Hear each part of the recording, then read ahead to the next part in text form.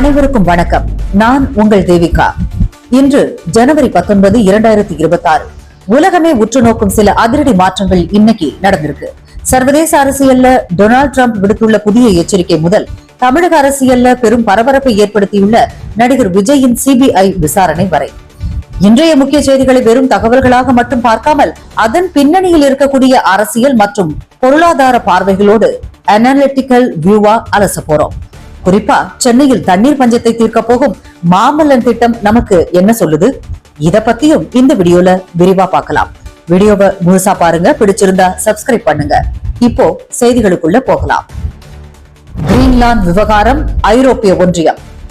Greenland விவகாரத்தில் ஐரோப்பிய நாடுகள் மீது புதிய வரிகளை விதிப்பதாக அமெரிக்க அதிபர் டொனால்ட் ட்ரம்ப் எச்சரிக்கை விடுத்துள்ளார். இதற்கு பதிலடியாக ஐரோப்பிய ஒன்றியம் அவசர கூட்டத்தை கூட்டியுள்ளது. அமெரிக்காவின் அமெரிக்கா ஃபர்ஸ்ட் கொள்கை மீண்டும் உலக வர்த்தகத்தில் ஒரு போர் பதற்றத்தை உருவாக்கியுள்ளது. இது ஐரோப்பிய நாடுகளுடனான அமெரிக்காவின் உறவை விரிசல் அடைய செய்யலாம்.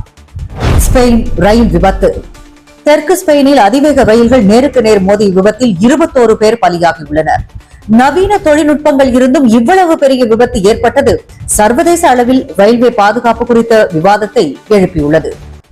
காசா அமைதி வாரியம் இந்தியாவிற்கு அழைப்பு.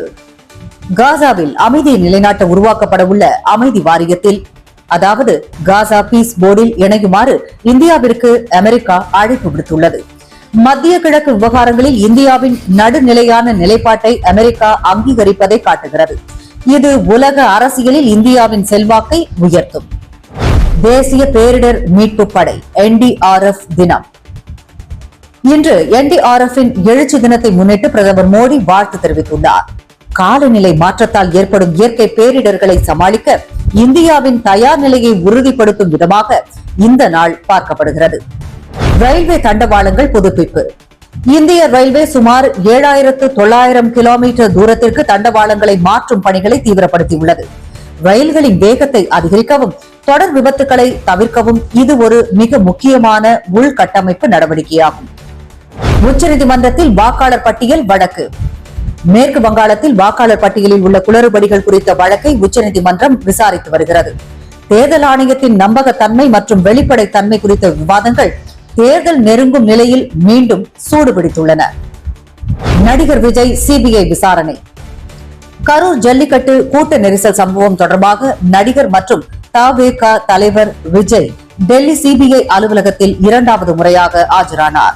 அவரிடம் சுமார் 6 மணி நேரம் விசாரணை நடத்தப்பட்டது. அரசியல் ரீதியாக விஜய்க்கு இது ஒரு சவாலான காலம். தேர்தல் நெருங்கும் வேளையில் இந்த விசாரணை